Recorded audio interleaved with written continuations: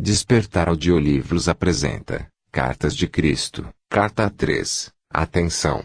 A conversão deste livro em audiolivro não tem por nenhum fim ganhos financeiros. Carta 3. Estas cartas conduzem você a uma dimensão espiritual mental que transcende o plano humano de atividades e assuntos e, por isso, serão melhor assimiladas se antes forem precedidas por um período de quietude e relaxamento. Acalme a sua mente, se for possível, e entre em um estado de silêncio interior. Somente quando você estiver nesse estado completamente receptivo, estas cartas poderão penetrar em seu pensamento humano com a sua realidade.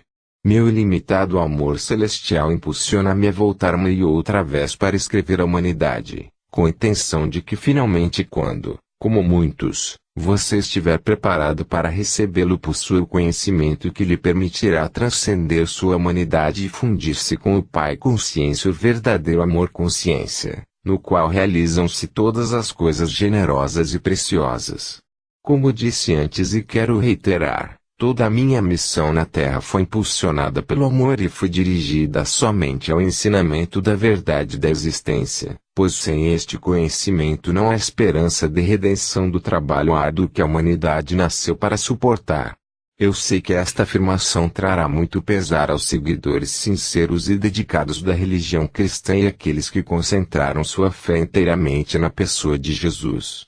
Mas digo a verdade, para que você consiga desfazer-se da condição humana que o impede de compreender plenamente a verdade universal e a verdadeira natureza da condição espiritual humana que eu chamei de Reino de Deus, você deve afastar-se dos velhos dogmas de salvação pelo sangue do Cordeiro, a Trindade e outras crenças e vir com a mente perfeitamente aberta e receptiva para a verdade da existência.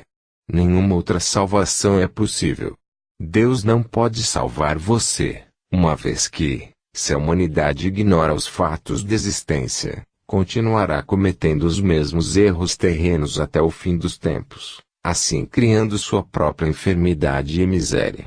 O que você deve entender é que seja qual for a crença do homem referente à salvação dos pecados, este é um erro humano, posto que a lei de causa e efeito é imponderável e é uma característica natural, inerente e intrínseca da existência.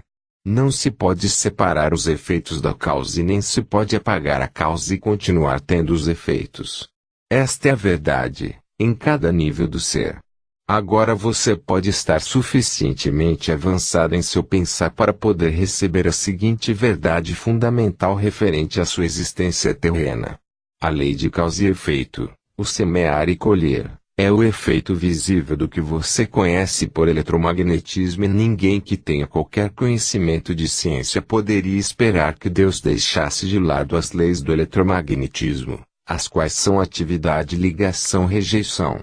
A atividade, ligação, rejeição, ou movimento, atração, repulsão são os impulsos fundamentais da existência e da própria consciência humana, os quais originaram suas formas visíveis de vida e são os únicos instrumentos ou ferramentas da criação.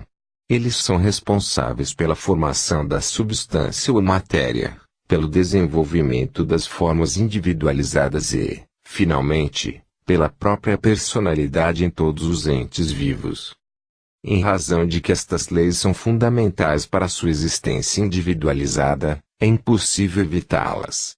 Portanto, você não pode ignorar os problemas inerentes à sua existência individualizada e acreditar que Deus salvará você deles. Sua única esperança de finalmente escapar, de sair do círculo da experiência humana é reconhecê-lo e admiti-lo e depois trabalhar minuto após minuto para transcendê-lo e por fim fundir-se e fazer-se em pureza de mente, coração e ação, com a consciência universal amorosa, o Pai que faz o trabalho amoroso. Ao mesmo tempo, ao crescer no conhecimento da verdadeira natureza do Pai em seu interior, transcendendo você, e em tudo o que lhe rodeia, você chegará a possuir uma fé constante, a qual poderá recorrer em todas as circunstâncias para obter a inspiração, o poder e a elevação diretamente do Pai que está em seu interior e ao seu redor. Você chegará a saber que realmente é o Pai quem o apoia e o guia rumo ao reino do Pai, consciência amorosa. Você verá clara e abundantemente que, embora o Pai seja universal, Ele também é individual para você. Ele o conhece e é consciente do seu pensamento e dos seus problemas. No Pai Consciência Amorosa estão à sua espera soluções perfeitas para serem reconhecidas por você. Quando você reconhecê-las, for flexível e estiver disposto a escutar, estará livre da dor. Enquanto não estiver disposto a escutar, nunca receberá em plenitude o Pai Consciência Amorosa. Vou contar uma parábola. Imagine uma criança que grita e esperneia porque quer um sorvete. O tempo todo, enquanto faz este barulho, seu pai espera pacientemente à porta de seu quarto para mostrar que trouxe para ela sorvete e fruta. Talvez você pense que esta parábola é improvável e, no entanto, é o que acontece. As mães se lembraram de ocasiões em que os filhos se mostraram aflitos por alguma coisa e negavam-se a escutar o que elas tentavam dizer a eles, mas elas já tinham a solução, esperando apenas que eles se acalmassem e enxugassem suas lágrimas. Vejo o duro esforço das pessoas, suas lágrimas e minha compaixão é sem limites. Você está sendo escutado, mas no contexto de sua consciência atual há pouco que eu possa fazer. Não posso liberá-lo das amarras e correntes de tantos anos de pensar e agir ignorantes. Vejo a dor que os sermões ignorantes perpetuam nas igrejas, nas celebrações e nos púlpitos. Vejo as nações e seus povos tentando resolver tenazmente as dificuldades que surgem dos valores, culturas e crenças religiosas tradicionais. Vejo as limitações em seu viver diário, a falta de satisfação de suas necessidades e de seus propósitos e o sofrimento que emana das relações de todo tipo. A consciência coletiva que está emanando do mundo é um miasma de temores, ressentimentos, aborrecimentos e turbulência emocional de desejos apaixonados, vingança e esgotamento, entrelaçados com a compaixão, a determinação de elevar a consciência do mundo e o empenho na busca do amor incondicional daqueles que receberam inspiração e um grau de iluminação. Aproximo-me das pessoas que me chamam e trabalho com elas para aliviar suas angústias, mas seu esquema mental e suas crenças estão tão fortemente gravadas em seus cérebros, que minha verdade não pode alcançá-las para trazer novo conhecimento às suas mentes. Ainda que brevemente de maneira imperfeita, muitas ouviram, faltou a elas, no entanto, a valentia para aceitar novas ideias e falar claramente. Além disso, não havia chegado o momento certo para atravessar as barreiras da consciência humana para ensiná-las. Mas agora é o momento certo. Vocês entraram em uma nova distribuição de frequências vibratórias que permitirá mais facilmente elevarem-se acima da materialidade da era precedente. Esta afirmação pode parecer estranha, mas há uma reserva de conhecimento referente às energias que vocês ainda não começaram a entender. Neste momento, não há mente terrena capaz de compreender. Para vocês é possível apenas imaginar o espectro de energia, o que não é a verdade. Assim, será de grande ajuda para você se puder aceitar minhas afirmações com confiança, porque elas são a verdade. Você está entrando em novas frequências de vibração pertencentes à consciência humana, que permitirão que siga adiante no desenvolvimento espiritual mental que descrevi na carta 1. Como me afastei um pouco do assunto, devo agora reiterar: você não pode escapar das leis fundamentais da existência no que se refere ao seu pensar e sentir, semear e colher, do mesmo modo que não pode escapar das leis do eletromagnetismo em seu mundo material, pois o eletromagnetismo é o impulso que produz a lei do semear e colher, do mesmo modo que o eletromagnetismo produz a forma dentro do campo fundamental das partículas de energia. E, assim, não é possível continuar acreditando no dogma cristão e ao mesmo tempo tentar seguir estas cartas. O dogma referente à salvação por minha morte na cruz, a Trindade, a ressurreição física da morte, o uso do incenso e outras formas estabelecidas de oração são errôneas e os fatos que agora estão sendo apresentados nestas cartas são a verdade. O dogma e os ornamentos sacramentais são o que se poderia chamar de pretextos para ganhar sua atenção e lealdade, mas obscurecem a verdade de meus ensinamentos. Portanto, estas cartas tinham que ser escritas. A única maneira pela qual eu poderia atingir o mundo, neste momento em que ele está pronto para entrar em uma nova distribuição mental-emocional, era usando uma mente receptiva, obediente e preparada para receber a instrução e fazer o trabalho manual por mim. Estas cartas oferecem o único meio pelo qual as pessoas encontrarão o caminho rumo à dimensão espiritual na qual todo erro humano se dissolve e somente resta o amor. Qualquer outra coisa que possa ser dita é puramente racionalização e razão humanas e estas não são a verdade. As pessoas estão buscando novas formas de solucionar velhos problemas, particularmente na América, mas até que compreendam a verdadeira natureza da vida, do ego e das leis da existência, apenas aumentarão a força do ego e sua dor continuará. Enquanto registro para você nas páginas seguintes a simples verdade que trouxe há 2 milênios, lembre-se de que esta verdade permanece constante e consistente. Portanto, só é possível aprofundar sua compreensão da verdade e não alterá-la. Você se deu conta, enquanto li as 2 primeiras cartas, de que tudo o que eu falava às pessoas da Palestina era uma consequência direta de ter percebido a realidade da existência no deserto, isto é, de que nada era sólido. Você lembra que em meu estado transcendente, ao olhar as rochas, areias, montanhas e águas do Mar Morto abaixo de mim, tudo parecia ser como um cintilar de partículas. A rocha, areia, montanhas e água distinguiam-se umas das outras simplesmente pela diferença de intensidade do cintilar de partículas e pela aparente densidade delas dentro do clarão. Não há outra maneira pela qual eu possa descrever o que vi, quando estava na Terra, para transmitir os fatos referentes à verdadeira substância da matéria e aparente construção sólida do mundo. Em linguagem moderna, o cintilar de partículas provavelmente seria chamado de vibração de partículas. Talvez se pudesse combinar os 2 termos e descrever a realidade visível mais fundamental como um cintilar de partículas 2. Isso transmite o sentido da incandescência luminosa na qual vi as partículas dançarem. Tendo dito tudo isso como introdução para o relato de minhas atividades na Palestina, deixe-me levá-lo para um outro dia, 2000 anos atrás. Quando o sol brilhava, o céu estava limpo, azul claro e comecei a subir as colinas com meus discípulos, em uma tentativa de afastar-nos para descansar, meditar e orar. Mas isso não aconteceria. Tínhamos pensado em escapar, porém, apesar de dizer para as pessoas quais eram as nossas intenções, primeiro nós fomos seguidos por uns poucos, que então avisaram outros de que estávamos indo para os montes. Embora tivéssemos pedido que voltassem aos seus lares, os poucos logo se tornaram um grande grupo de pessoas que nos seguia a certa distância. Insistiam em que eu falasse com elas. Você pode se perguntar por que elas estavam tão ansiosas para me escutar. Intuitivamente elas sabiam que eu falava palavras de vida. Sempre mostrei a atividade do Pai ao seu redor e isto deu a elas esperança e ajudou-as a ver o mundo com um novo olhar. Falei do amor e elas se sentiram confortadas.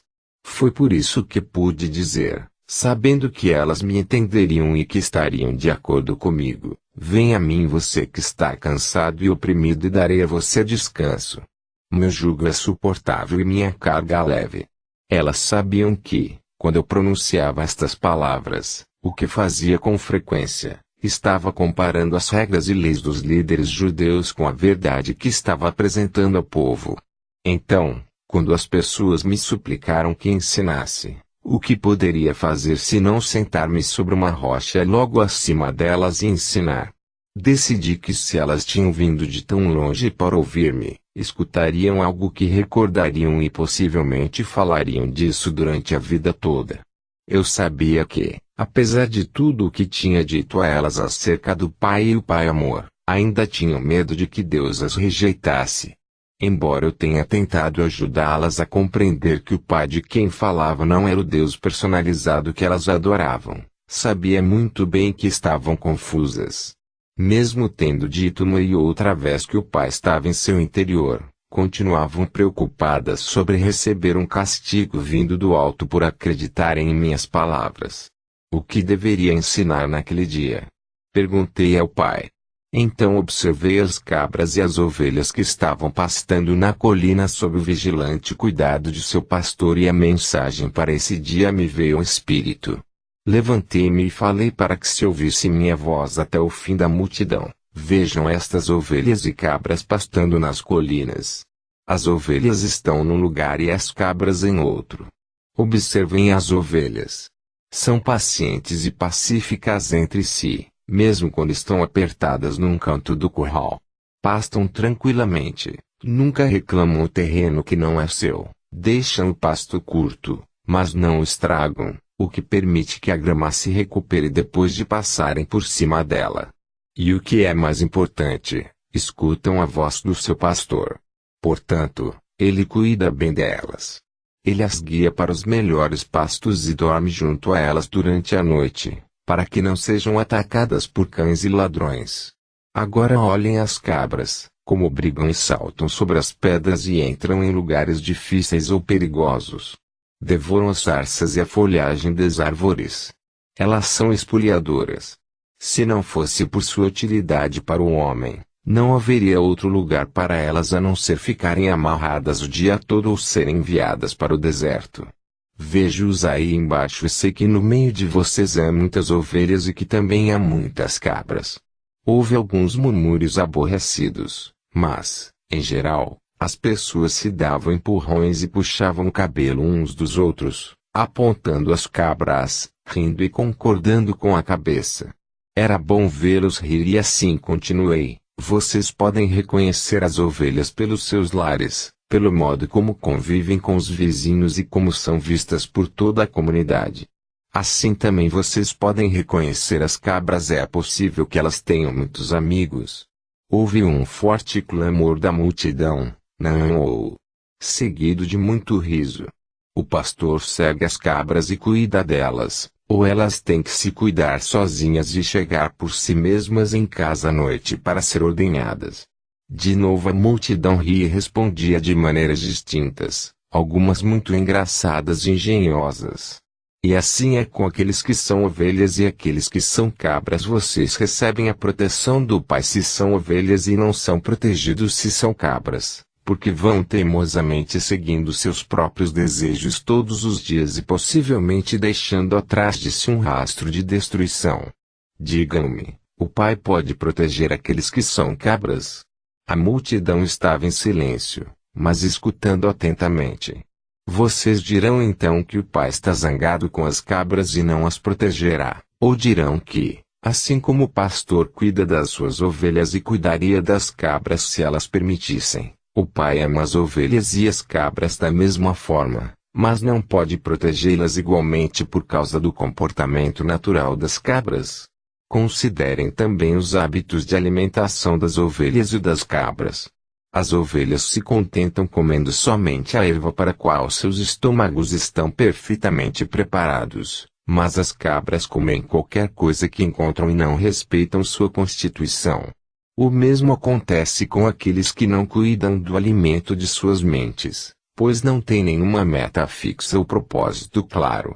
Como as cabras, não percebem quando o alimento mental é prejudicial ou os leva por caminhos equivocados em suas vidas diárias, ou mesmo os arrasta para um mito nocivo ou um engano perigoso.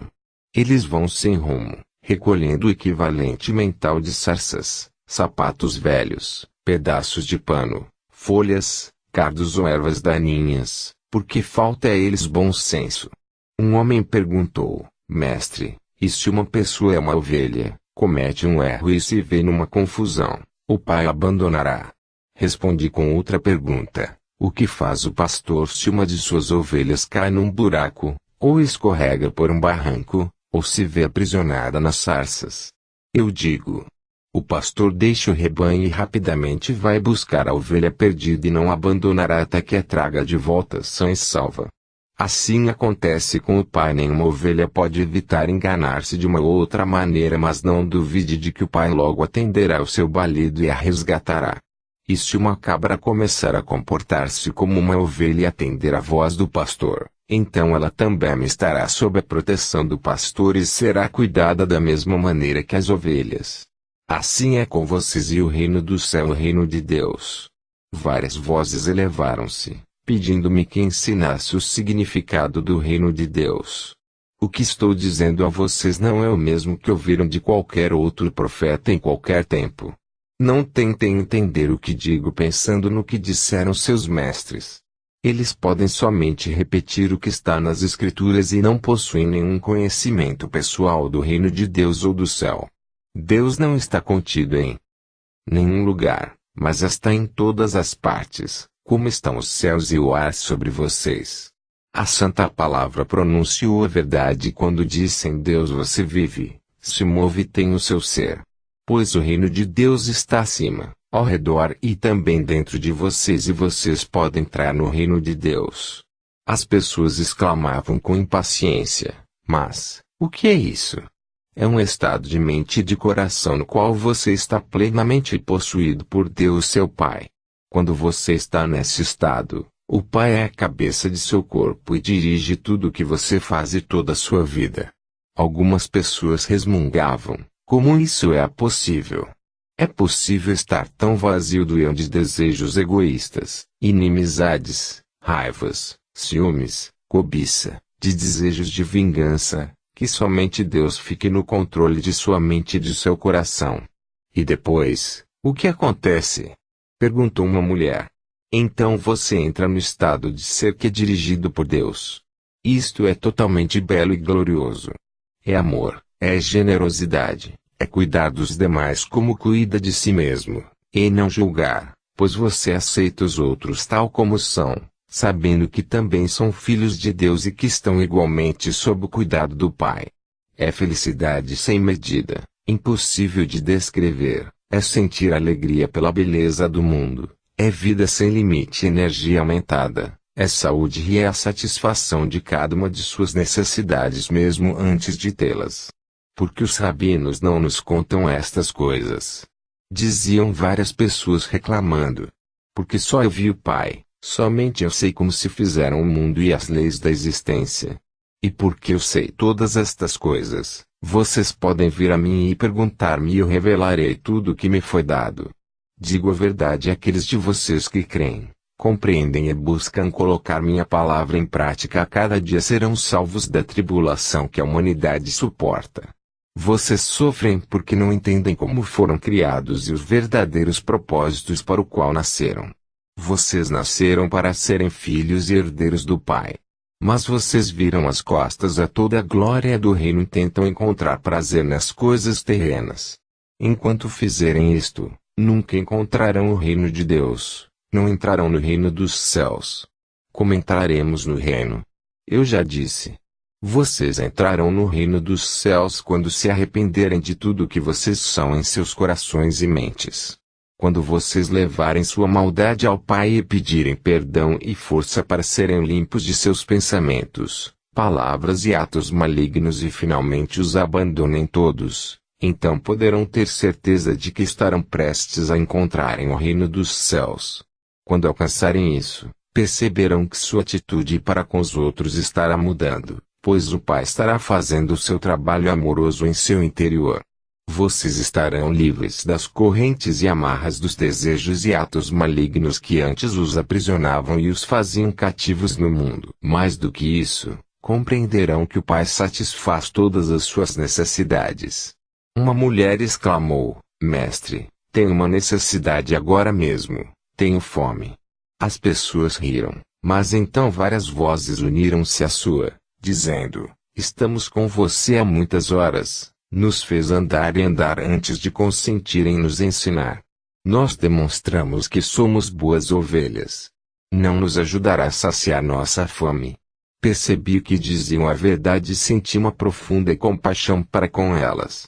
Tinham me seguido não só para que as curasse, mas também porque tinham anseio de saber a verdade como tinha sido me dada pelo Pai. Eu tinha dito que o Pai satisfazia todas as suas necessidades. Esta seria uma oportunidade para mostrar o poder da fé e o poder que é Deus. Mostraria a elas que nada é impossível quando verdadeiramente se acredita como eu acreditava e percebia. Chamei meus discípulos e pedi que procurassem alguém entre os presentes que tivesse alimento. Encontraram uma criança com pão e peixes e os trouxeram até mim. Afastei-me um pouco da multidão e tranquilamente contemplei o pão e os peixes, sabendo que não eram nada mais do que a mente poderosa de Deus, a substância de toda a matéria tornada visível. Sabia que a mente poderosa de Deus era ilimitada e poderosamente ativa dentro de minha consciência. Sabia que a natureza do Pai era a satisfação das necessidades. Enquanto abençoava o alimento, senti o poder fluir totalmente pela minha mente, corpo e mãos e sabia que a fome daquelas pessoas seria saciada. Não sabia de que maneira, simplesmente sabia que o seria. Depois levei as cestas de comida e disse aos discípulos que dividissem o alimento ali contido, sentindo com absoluta certeza que todos ali teriam tanta comida quanto necessitassem. Ao cortar o alimento em pedaços e distribuí-lo, o mesmo se multiplicava e assim foi acontecendo até que toda a multidão teve sua fome saciada. Várias cestas ainda restaram com sobras do alimento. Assim demonstrei que, a matéria, tudo que é visível no universo é mente, consciência tornada visível pela vibração das partículas, o que a ciência chama de partículas. Mudanças na vibração das partículas e, portanto, mudanças na matéria, acontecem como consequência das imagens, movimento poderosamente dirigidas, disciplinadas, focadas pela energia da mente, consciência. Quando, com uma consciência amorosa, se age puramente para fazer o bem aos outros, os únicos limites ao trabalho amoroso do Pai no mundo são os limites que a mente do homem coloca nesse trabalho. Tais mudanças na matéria só podem ocorrer quando a consciência do homem está em perfeita harmonia e unida ao Pai Consciência Universal. Ainda que assombrados por receberem o alimento desta maneira, as pessoas e meus discípulos não compreenderam como tal coisa tinha se realizado. Apenas puderam concluir que era o maior milagre que tinham visto. Isto também confirmou para eles a crença de que eu era o Filho de Deus. Numa outra ocasião, eu estava sentado debaixo de uma árvore nos arredores de Betesda, rodeado por aqueles que tinham trazido seus doentes para que fossem curados. Como sempre, maravilharam-se ao vê-los recobrarem a vida e a saúde e perguntavam-se como tais milagres podiam ser feitos. Outra vez tentei fazer com que compreendessem o poder da fé. Nos evangelhos está escrito que eu disse que se um homem possuísse a fé do tamanho de um grão de mostarda, poderia mover montanhas. Esta afirmação é uma interpretação errônea do que verdadeiramente eu disse e revela o pouco que meus discípulos e os evangelistas compreendiam dos meus ensinamentos quando nós estivemos na terra. Se alguém tivesse a fé do tamanho de um grão de mostarda, o que significa isso? Como se pode medir a fé de tal maneira?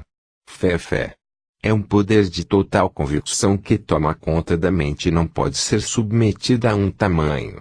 A fé que surge de sua necessidade de crer em algo, porque tal crença servirá a seus propósitos de algum modo pode ser poderosa e forte, mas nunca pode ser estimada com um conceito de tamanho. A crença é ainda mais forte. A crença é o fruto do ouvir dizer e da lógica. Porque você ouviu alguma coisa e está convencido de que o que ouviu ou leu é verdade, desenvolve uma profunda crença no que ouviu. Você crê que é verdade. Você crê de uma maneira total e completa que desafia qualquer contradição. Constantemente eu dizia às pessoas, creiam que receberão e receberão. Contudo, eu sabia que seria quase impossível que as pessoas algum dia tivessem a fé para realizar milagres, pois não importava o quanto explicasse a verdade, elas nunca teriam o intenso conhecimento que me foi dado no deserto.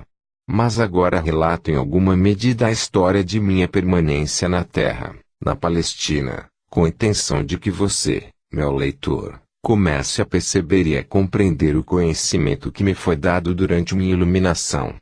Minha intenção é dar a você conhecimento. Saber algo de ouvir é o que se ouve de alguém, mas não se pode comprovar realmente que seja verdade. Conhecer é saber alguma coisa que foi dita ou que você leu, e as novas informações tornam-se conhecimento porque o que você ouviu ou leu coincide logicamente e com realismo com todos os pedaços de conhecimento que você já tem e que pode compreender e crer de maneira realista e lógica. Você sabe que o que sabe é verdadeiro. Você tem um sentido de convicção. Até agora, alguns de vocês tiveram fé em Jesus Cristo, mas se pareciam a crianças precoces. Sua fé foi em parte cega e obediente 5, porém entrelaçada a muita dúvida. Portanto, quaisquer que fossem as suas necessidades, dependiam de Jesus para que a obra se realizasse. Mas na realidade, muito do que vocês creem ter recebido diretamente de Jesus foi sua própria fé em Jesus que se tornou visível na forma das coisas pedidas. Ainda que esta fé ingênua seja muito importante para seu bem-estar, aqueles de vocês que são capazes de avançar no caminho espiritual rumo à perfeição devem agora alcançar um nível mais profundo de verdadeiro conhecimento sobre a relação entre a mente e a matéria. Sem este alicerce, as pessoas continuarão se emaranhando em mitos religiosos e ficarão aprisionadas na miséria da condição humana. Quando estava na Terra, eu disse a verdade às pessoas, mas ela foi continuamente mal interpretada. O que eu realmente disse sobre a fé, foi isto: vejam esta grande árvore. Cresceu desde a menor semente que se possa imaginar. Vejam o tronco enorme, os galhos e sua frondosa copa. Todo este enorme crescimento originou-se de uma pequena semente. Como aconteceu tal coisa? De onde vem toda a madeira da árvore e a frondosidade que a ornamenta? Isto não é tão milagroso quanto os milagres que eu realizo para vocês dia após dia. O crescimento desta árvore não é tão obra do Pai quanto a cura que recebem os enfermos. Pergunto: o que é uma semente? Vocês podem responder-me: não, não podem. Mas vou dizer o que é. É uma entidade diminuta de conhecimento da consciência. É o conhecimento consciente daquilo em que se transformará. É um fragmento de consciência retirado da consciência criativa divina. É um fragmento do poder da mente, procedente do poder mental do Pai, o qual, ao ser plantado na terra e regado pela chuva, começará a vestir a si mesmo com a matéria visível da qual possui o conhecimento no fundo de si mesmo. Este conhecimento é verdadeiro, é firme, é forte e sem desvios. Este autoconhecimento corporificado na semente é uma convicção da consciência.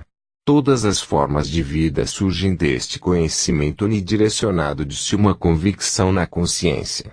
Esta convicção na consciência é o que separa a terra inanimada e as rochas de tudo que vive e cresce sobre a face da terra. Onde não existe convicção da consciência ou conhecimento da identidade, não há crescimento. A consciência dentro da terra e nas rochas permanece como consciência em uma forma adormecida. Portanto, se você pudesse crer no que pede tão poderosamente como a semente de mostarda conhece a sua própria identidade, poderia fazer qualquer coisa que quisesse. Se você pudesse levar dentro de sua mente uma semente o plano aperfeiçoado de seus objetivos mais profundos e saber sem qualquer dúvida que ela pode crescer e chegar à perfeita realização, você poderia ver essa semente maravilhosa ganhar vida própria, que logo se manifestaria em sua vida. E com toda certeza você poderia mover as montanhas de sua vida, essas montanhas que se colocam em seu caminho e o impedem de alcançar tudo o que você deseja. Montanhas que, em momentos de imprudência e de pensamentos mal elaborados 6, você criou para si mesmo. Se compreendesse a criação e a existência, você poderia viver uma vida de total liberdade, realizações sem limites e alegria transcendente. Busque a compreensão e verá que, pouco a pouco, a compreensão virá em sua direção. Bata a porta do universo que dá acesso a Deus o Pai, consciência universal, e finalmente você verá a porta se abrir e você terá acesso aos segredos do mundo. Apenas creia e você receberá. Eu também recordava isso a eles a todo momento, Somente aqueles de mente e coração puros realizarão essas coisas poderosas. Os malvados podem prosperar durante um tempo, como fizeram os reis e os exércitos saqueadores e outros que amontoaram a iniquidade em suas mentes. Foi permitido a eles fazer seu trabalho durante um tempo, pois da maldade surge um certo bem, mas no final fracassarão e o resto do mundo dirá injúrias contra seus nomes. Então, se você quer ter sucesso, examine suas motivações. Os desejos que surgem simplesmente do anseio egoísta de riquezas ou conforto, no fim acabam em desengano, doença e morte. E a você que lê estas palavras, digo: não deixe ninguém se atrever a negar a verdade que trago, até que você também tenha andado o caminho da renúncia de si que eu percorri na terra e que tenha alcançado a mesma união com o Pai e as alturas do conhecimento e a compreensão indiscutível que possuo. Quando você tiver alcançado tudo isto, já não terá nenhum desejo de negar essa verdade e será incapaz de deixar de se unir a mim e ensinar ao próximo. Até esse momento, mantenha-se em paz e não deixe que ninguém conheça sua ignorância. No mundo inteiro as pessoas frequentemente acolhem meus ensinamentos com prazer, por serem da mais alta moral e por serem os princípios mais perfeitamente formulados para o bom comportamento e viver diário. Contudo, afirmam rapidamente que as histórias sobre os milagres devem ser deixadas de lado, pois estes são aberrações das leis naturais do universo e são impossíveis. Este tipo de pensamento levanta barreiras ao futuro progresso do desenvolvimento científico e espiritual do qual a mente humana é capaz. De fato, não vim à Terra para apresentar uma nova religião ou um código moral mais alto do que aquele dado por Moisés nos 10 Mandamentos. Meu propósito foi o de trazer uma nova percepção de Deus como Criador e a compreensão da existência em si mesma.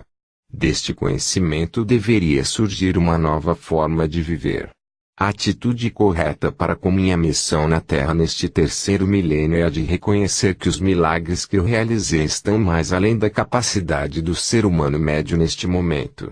No entanto, tais milagres foram exemplos do que pode ser alcançado no futuro, quando as mentes das pessoas estiverem plenamente imbuídas do verdadeiro conhecimento da existência e estiverem também, por meio da fé, da meditação e da oração, totalmente sintonizadas e impregnadas da consciência universal vida, amor. Foi realmente verdade que andei sobre as águas, quando meus discípulos embarcaram para cruzar o lago. Se você leu a narração bíblica deste incidente, perceberá que meus discípulos tinham me deixado para trás. Ansiava pela oportunidade de afastar-me de qualquer contato humano, de retirar-me para as colinas para mais uma vez entrar em profunda meditação, permitindo que a minha consciência se unisse à dimensão universal da consciência de Deus. Enquanto estive nesse estado espiritual que transcende a consciência humana, toda a consciência física desapareceu e fui elevado em êxtase na corrente universal da vida. Soube que a vida universal era tudo, que a vida era a realidade de meu ser e que tudo mais eram aparências mutáveis, transitórias da vida universal, tornadas visíveis. Soube e senti que eu era a própria vida e que ao introduzir-me na consciência da vida mais além da consciência terrena, as leis que governavam meu ser físico eram transcendidas e já não se aplicavam à carne e ao sangue de meu corpo humano. Desejei mover-me neste novo estado transcendente e vi a mim mesmo saindo da caverna flutuando.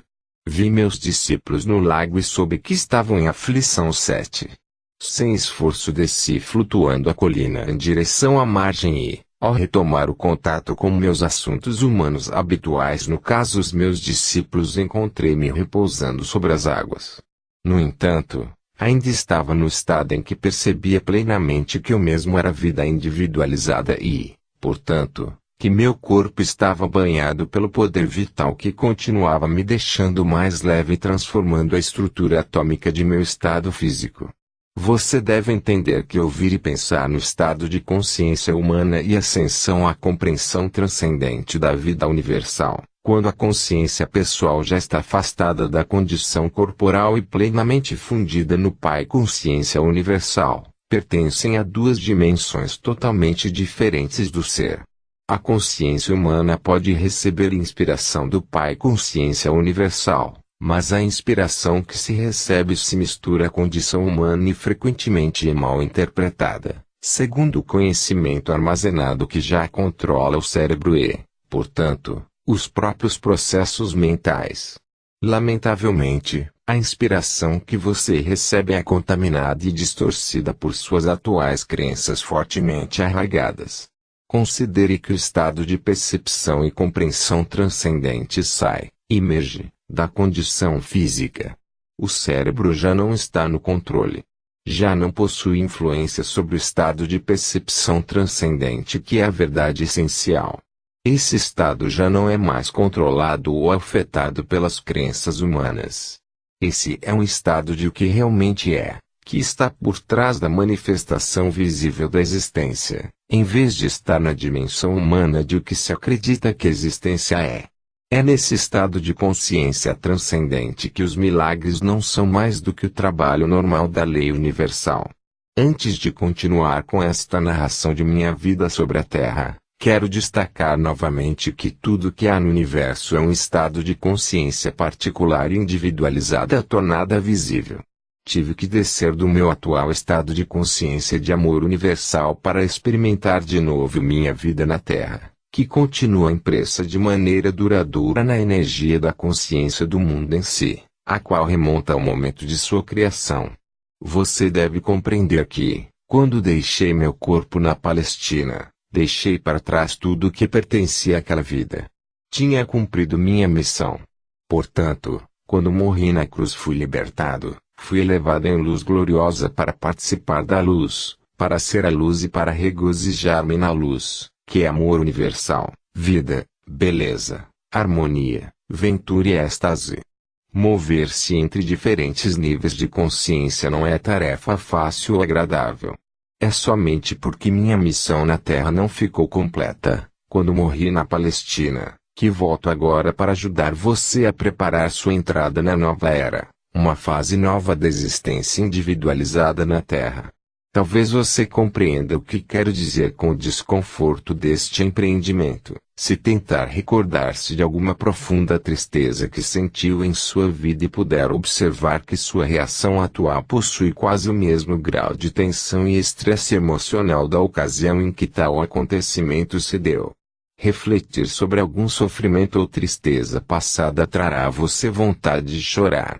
Você sentirá a depressão e a antiga angústia retornando ao reviver aquele momento em sua imaginação. Pode ser que você queira se afastar das pessoas porque sua consciência já desceu de seu estado anterior de equilíbrio feliz e de paz para experimentar, mais uma vez, as vibrações e as formas da consciência inferior que você criou no momento inicial de seu sofrimento. A mudança de ânimo indica uma mudança em suas energias de consciência.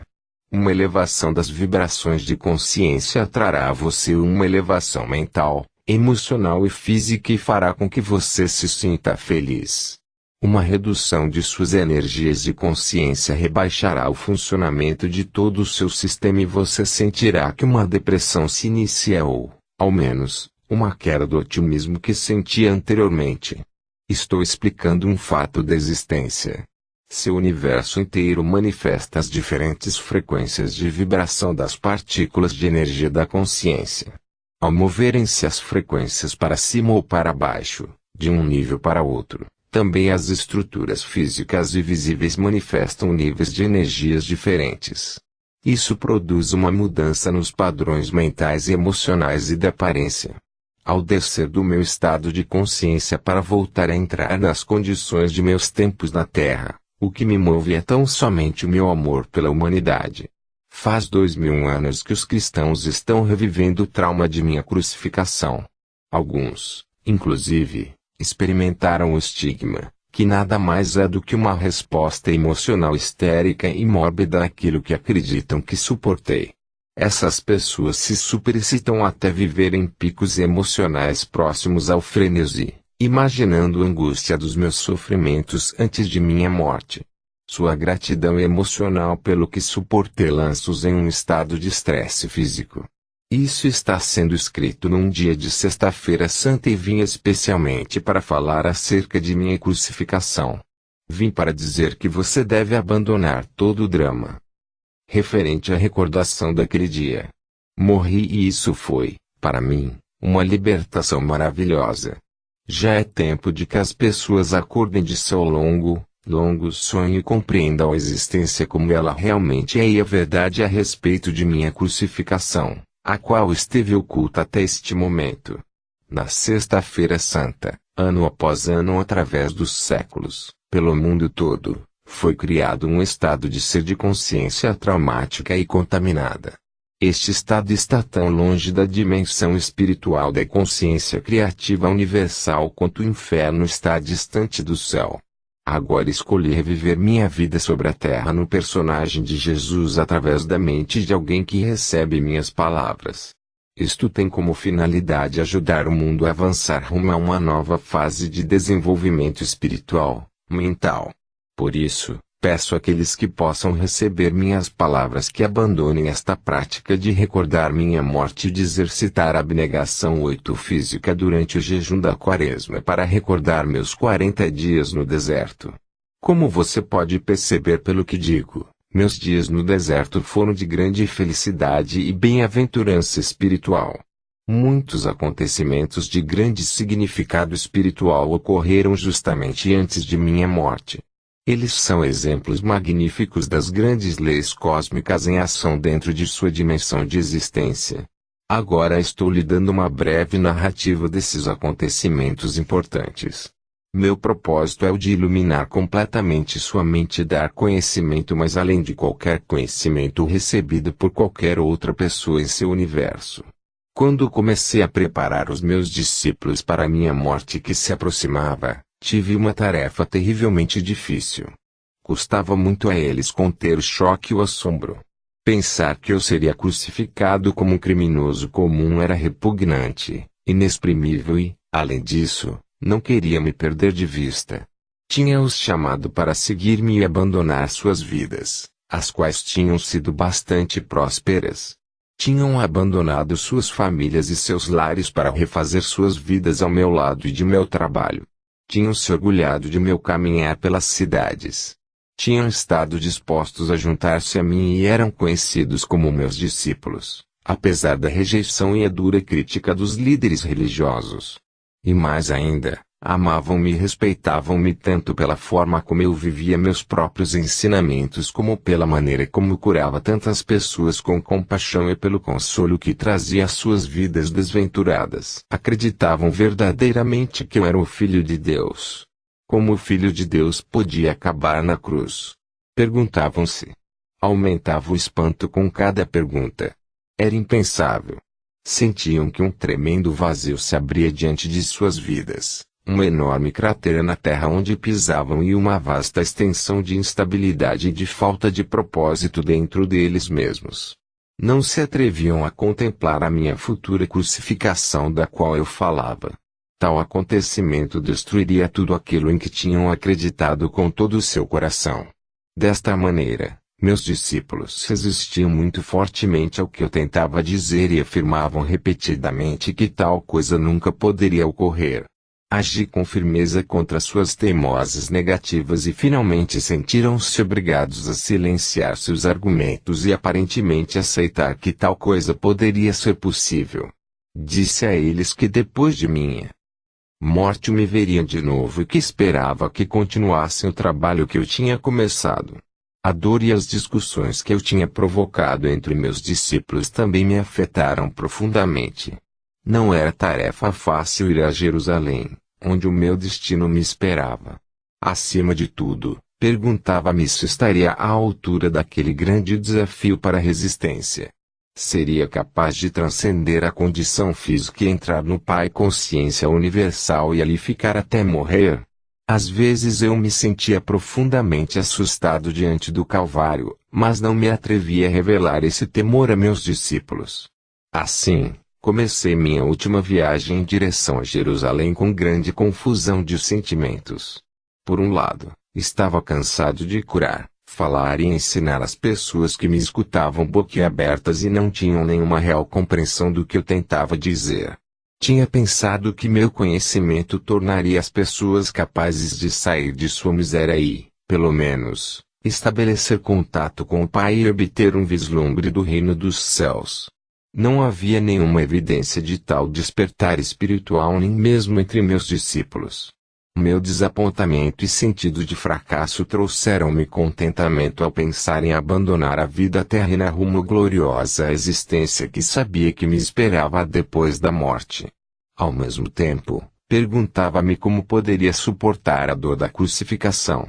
Ao longo de minha missão, meu estado mental era mais ou menos pacífico e consistente, frequentemente em júbilo, com os pensamentos focados no Pai consciência amorosa, autor de todo ser, sabendo que bastava pedir e o que pedisse rapidamente seria manifestado. Eu seria capaz de manter minha serenidade, quando fosse apresentado diante do conselho, levado para a crucificação, pregado na cruz com meu peso pendurado pelas minhas mãos. Como estava dando lugar a dúvidas e temores, o nível normal das frequências de minha consciência estava baixando. Eu estava descendo novamente as frequências da consciência do plano terreno. Voltei a ser vítima de minha antiga agressividade que me incitava a atos irracionais, que eu não teria sequer considerado quando estava em meu estado anterior de total harmonia com o Pai consciência amorosa. Minhas dúvidas e conflitos se exteriorizavam em minha vida como emoções e impulsos humanos que eram opostos à lei cósmica do amor. Primeiro aconteceu o episódio da figueira. Tinha fome e fui em direção à árvore, não esperando verdadeiramente encontrar frutas porque não era a estação de figos. Ao ver que a busca era infrutífera, amaldiçoei a figueira. 24 horas depois, ela havia murchado até as raízes. Foi uma experiência chocante. Era a primeira vez que minhas palavras tinham causado dano a algo. Contudo, mostrou claramente a meus discípulos o poder do pensamento para o bem ou para o mal. Demonstrou que quanto mais espiritualmente evoluída é uma pessoa, maior é o impacto de suas palavras no meio ambiente. Aproveitei a oportunidade para explicar aos meus discípulos que eu tinha me comportado de maneira irrefletida, como faz a maioria dos homens e mulheres que, tendo grandes expectativas, não consegue o que quer. Essas pessoas costumam reagir com raiva, lágrimas e até com palavras fortes que podem ou não significar um desejar mal ou maldizer a pessoa que tenha negado o que eles desejavam. Eles já tinham visto por eles mesmos o que a minha maldição tinha causado à figueira. Agora deveriam compreender que, tendo uma forte convicção, poderia ser concedido a eles qualquer coisa que pudessem desejar ou imaginar, mas também deveriam estar constantemente conscientes de sua própria condição mental e emocional. Não deveriam guardar rancor dos outros, mas sim perdoar rapidamente, do contrário, poderiam causar muito mal àqueles com quem estivessem ressentidos. E isto seria devolvido a eles no devido tempo, como a colheita do que semearam. E mais ainda, tal como é a semeadura, assim é a colheita. Sabia que o que eu tinha causado à figueira inevitavelmente retornaria para mim de uma ou outra maneira. Então levei os meus discípulos para o templo. Muitos anos tinham se passado desde que eu tinha estado lá e sabia que minha visita serviria para desencadear os acontecimentos que levariam à minha crucificação. Algumas pessoas me reconheceram e comecei a ensinar em resposta a seus pedidos. Foram se juntando mais pessoas e os agiotas se amontoaram, começando a reclamar. Seus gritos e queixas barulhentos interromperam a linha de meu pensamento enquanto ensinava. De repente, a cólera tomou conta de mim. Havia ali pessoas sérias que me rodeavam e desejavam ouvir palavras de vida, as quais em breve não poderia mais pronunciar, e ali estavam mercadores que viviam vendendo animais para os sacrifícios que não beneficiavam ninguém. Aqueles homens somente traziam dívidas e miséria às pessoas. Senti o sangue subir-me à cabeça. Empurrei as mesas espalhando o dinheiro e expulsei do templo os homens de coração duro. Então houve uma tremenda comoção de gritos e lamentações. Alguns brigavam para apanhar o dinheiro. Os mercadores amaldiçoaram-me chamando-me de malvado, dizendo que eu fazia o trabalho de Belzebu e outros 1000 demônios mais. Os sacerdotes, os fariseus e todas as pessoas que valorizavam os sacrifícios do templo vieram correndo para averiguar a causa do barulho e da confusão. Ouviram a história dos mercadores e se sentiram tão ofendidos com meus atos do que se lançaram aos gritos em condenações e lamentos para assim impressionar os sacerdotes, cada um protestando mais alto do que seu vizinho, demonstrando seu horror pelo que eu tinha feito. Nunca antes tinha se visto tal coisa no templo.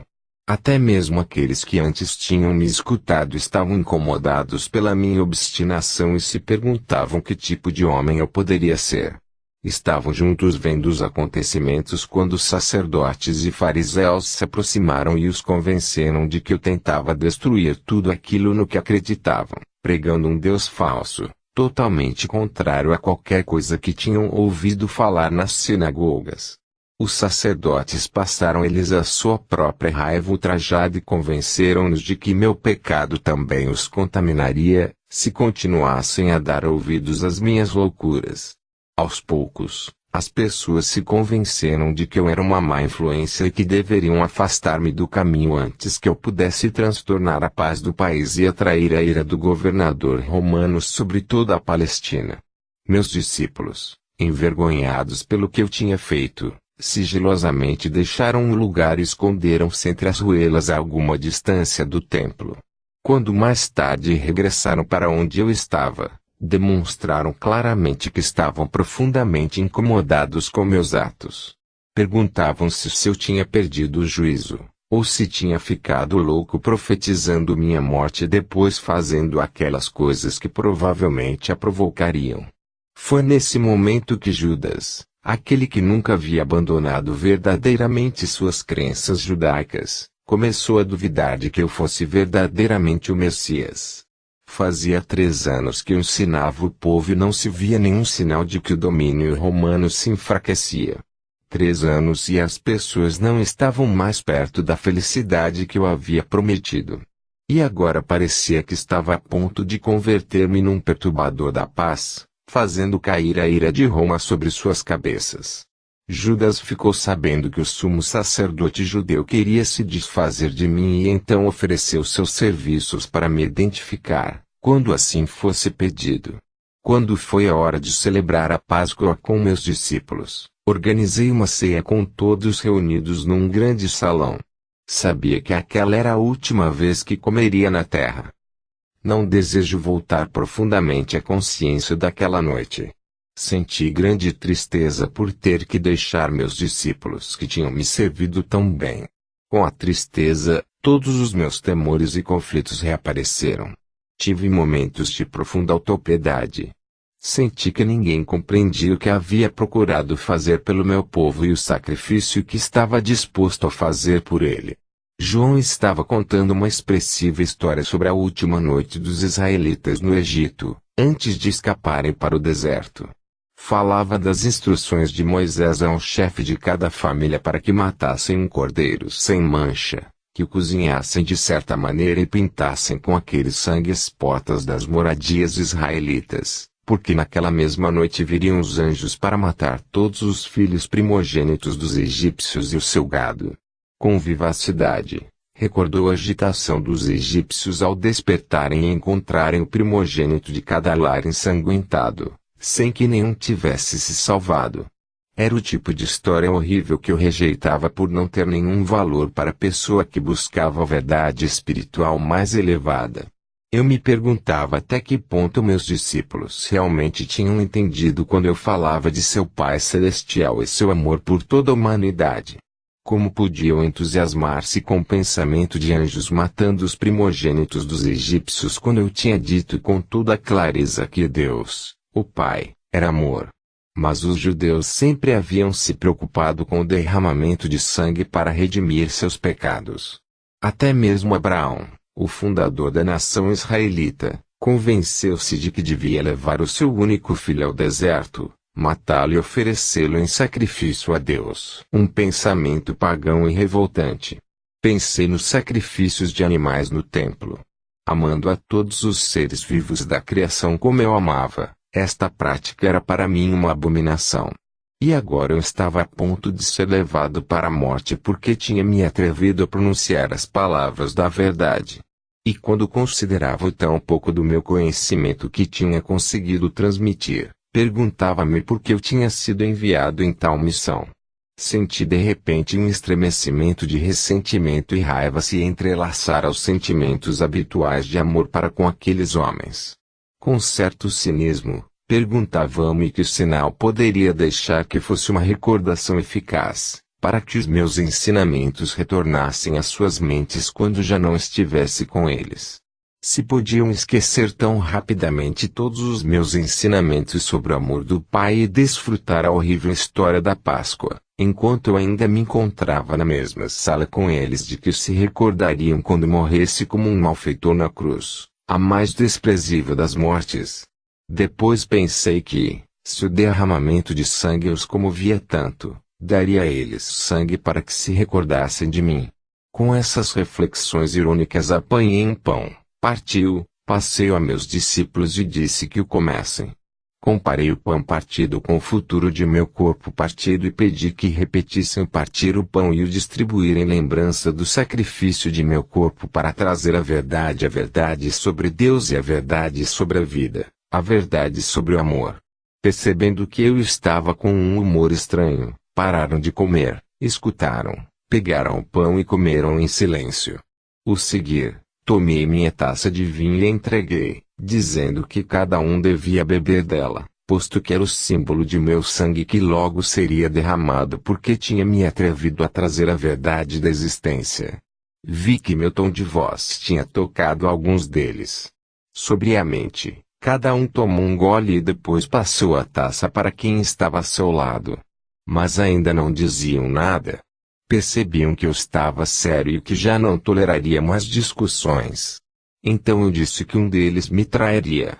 Em segredo entendi os seus motivos e sabia que ele era uma parte necessária da futura sequência de acontecimentos. Simplesmente cumpria o papel que sua natureza o levava a desempenhar. Eu sabia que ele sofreria muito e senti compaixão por ele. Mas guardei estes pensamentos só para mim. Ao mencionar que um deles me trairia, disse a Judas que saísse para fazer rapidamente o que tinha que fazer. Os discípulos despertaram, se perguntando se realmente aquela era a sua última ceia comigo. Havia muita angústia emocional, perguntas, inclusive recriminações por tê-los colocado em tal armadilha. Outra vez, perguntaram-se o que fariam de suas vidas depois que eu me fosse. Perguntavam-se qual seria seu lugar na comunidade se eu fosse crucificado. As pessoas zombariam deles, queixavam-se. Ninguém voltaria a confiar no que dissessem. Profundamente entristecido pela resposta egoísta diante de minha situação, assegurei a eles que não tinham que temer por sua própria segurança. Deveriam abandonar-me e não haveria ligação entre eles e a minha crucificação. Sugeri que depois de minha morte se dispersassem e voltassem para Galileia. Pedro comoveu-se profundamente e reagiu com violência negando que algum dia me abandonaria, mas, é claro, foi o que ele fez. Mesmo depois de todo o amor que tinha por meus companheiros e de tudo o que desejava obter para eles, naquele momento de minha própria necessidade, ainda encontrava total falta de compreensão, até resistência. Sua única preocupação era sobre o que poderia acontecer a eles.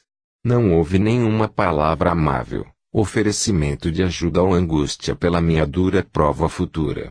Como era duro o coração humano, pensei. Quantos penosos séculos teriam que passar antes que a humanidade pudesse ir mais além de sua própria dor e sofrimento para sentir talvez uma faísca de amor e compaixão para com outros desafortunados que se encontrassem numa situação pior do que a deles. Porém, ainda que profundamente decepcionado e mesmo machucado por suas reações egoístas, compreendi-os e procurei dar aos meus discípulos coragem para enfrentar o futuro e assegurei que sempre estaria com eles, mesmo quando estivesse fora de suas vistas. A obra que eu tinha começado seria promovida desde o além. Não os deixaria sozinhos.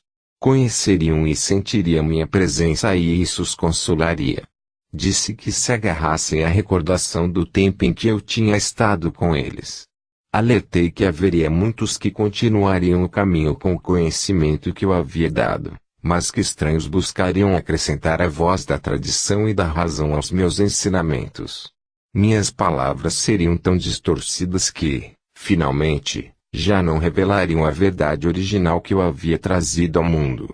Quando disse que isso aconteceria, afligiram-se, foram mesmo tomados pelo pânico. Fiquei aliviado ao ver que meus ensinamentos não tinham sido em vão apesar de tudo, que não tinham entrado em ouvidos totalmente surdos. Pediram-me que contasse mais, mas levantei as mãos e disse que isso era tudo o que eu podia dizer. Nesse ponto, senti que havia dito tudo o que eu tinha querido dizer enquanto estava na terra e que meu discurso aos homens havia sido cumprido. Tudo o que mais profundamente desejava era retirar-me ao silêncio e encontrar paz e conforto em meu contato com o Pai. Deixamos o salão e fomos andando até o Monte das Oliveiras, mas o estado de meus discípulos era de conflito interno, temor e dúvida. A maioria deles foi embora para unir-se com suas famílias e amigos que estariam celebrando sua própria Páscoa. No jardim havia uma rocha especial cujo formato lembrava uma pequena caverna. Gostava de refugiar-me do vento dentro dela. De modo que ali me sentei e orei, buscando um caminho para a grande harmonia que já havia desfrutado no passado. Sabia que quando me movesse para sintonizar-me com o Pai Amor, meus temores se dissolveriam e estaria num estado de paz e de total e absoluta confiança. À medida que senti o poder do amor entrar em mim e tomar posse de minha consciência humana, assim também a força para suportar o que viria sobre mim tomou conta do meu coração. Seria capaz de permanecer dentro do amor e dar amor aos outros até o fim. E assim foi. Nem sequer tentarei voltar a entrar no estado do julgamento e de crucificação. Isso não tem importância. Quando finalmente morri na cruz e meu espírito retirou-se de meu corpo torturado, fui elevado dentro de uma luz radiante e indescritível. Fui envolvido no calor e no consolo do amor, tal como nunca antes tinha experimentado. Tinha uma sensação de envolvente louvor, uma poderosa certeza de ter feito um bom trabalho, de êxtase na força universal para continuar a obra e de uma alegria e encantamento que está muito além de qualquer coisa que a condição terrena possa conhecer. Entrei numa nova e maravilhosamente bela forma de viver, mas permaneci descendente em consciência para manter-me em contato com as pessoas que tinha deixado para trás. Pude mostrar-me àqueles que eram suficientemente sensíveis para ver-me. No entanto, a história de que Tomás supostamente colocou os dedos em minhas feridas é um disparate. Meus discípulos não sabiam que eu tinha combinado secretamente com José de Arimateia que, depois de minha morte, ele levasse meu corpo para o seu próprio túmulo ainda sem uso, onde então seria ungido segundo o costume, antes do pôr do sol. Depois, quando a noite chegasse e todos em Jerusalém estivessem cumprindo o sabate, ele, ajudado por 2 serviçais de confiança, a cavalo levaria o meu corpo, às escondidas durante a noite e por caminhos ocultos durante o dia, a uma montanha nos arredores de Nazaré, na Galileia. Ali, seguindo minhas instruções e ajudado por minha família, encontraria uma pequena gruta oculta que tinha me dado refúgio das tormentas e das pessoas quando eu era um jovem infeliz e rebelde, em disputa com o mundo todo. José prometeu-me que encontraria a gruta seguindo um mapa que eu havia dado a ele e que me deixaria ali, depois de mais um embalsamamento. Depois reconstruiria a pequena entrada para escondê-la totalmente dos possíveis intrusos. Ali meu corpo descansou livre de incômodos. Foi dito que meu corpo ressuscitou dos mortos. Que absurda história inventada pelas mentes daqueles que não sabiam como explicar satisfatoriamente minha morte na cruz como um malfeitor. Porque eu teria necessidade de um corpo terreno para continuar a existência na outra dimensão. Como este mito ridículo pôde persistir até o século XXI. Isto dá a medida da falta de compreensão dos cristãos, O fato de até hoje terem aceitado cegamente tal dogma. Pense nisto com cuidado. Tendo sido liberado de um corpo terreno e tendo vivido a experiência de êxtase e de glorioso encantamento que é a passagem a uma dimensão superior da consciência universal, por que eu iria querer voltar à dimensão terrena e entrar em meu corpo outra vez?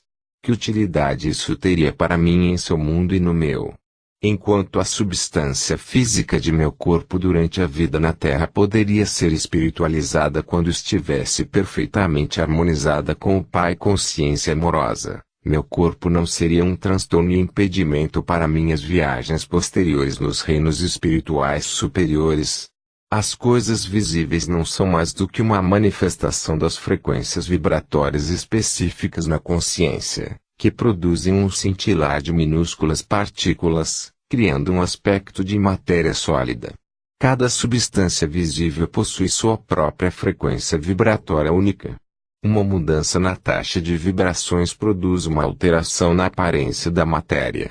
Quando as energias da consciência mudam, também mudam as aparências da matéria. Portanto, era possível que eu me concentrasse e baixasse as frequências de minha consciência a tal ponto que minha forma se tornasse visível ao olho humano. Podia retornar aos meus discípulos e ser visto por eles. E assim o fiz. Amava-os mais do que nunca e devia a eles tanto consolo e apoio quanto era capaz de dar depois de minha morte. Além disso, era necessário dirigir meu próprio poder dentro de suas mentes com o fim de dar a eles o ímpeto e a coragem para continuar a obra que eu havia começado. Porém, quero que você saiba que a consciência individualizada que tem ascendido em frequências vibratórias até os portais da dimensão criativa universal, transforma-se em luz individualizada, uma consciência individualizada que não necessita de nenhum corpo para expressar e desfrutar de tudo que a consciência gloriosa possa conceber nos reinos espirituais mais altos. É um supremo estado de ser e de encantamento sem nenhuma das necessidades, desejos ou impulsos experimentados por aqueles que não tenham ido mais alto além do ego. Enquanto você vive na Terra, sua mente permanece ancorada em certos padrões de frequências vibratórias, presa num corpo que tem suas próprias necessidades. Se sua consciência verdadeiramente se elevasse para mais além destes padrões, seu ser terreno desapareceria. Quando eu estava preso num corpo, também estava, em grande medida, confinado a estes padrões de frequências vibratórias e de consciência.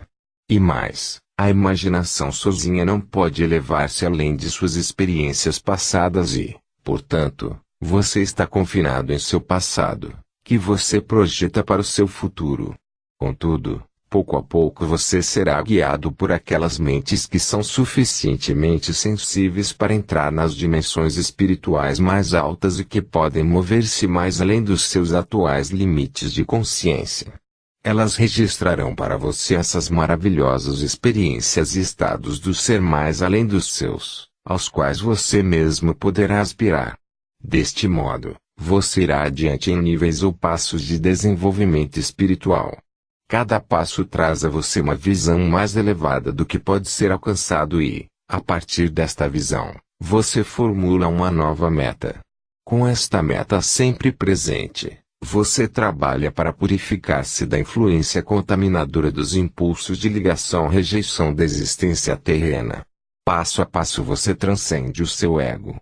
Quando transcende o seu ego e ele morre dentro de sua consciência, você então está plenamente vivo no Pai Consciência Amorosa e encontra a realidade do reino dos seus em sua vida, em si mesmo e ao seu redor.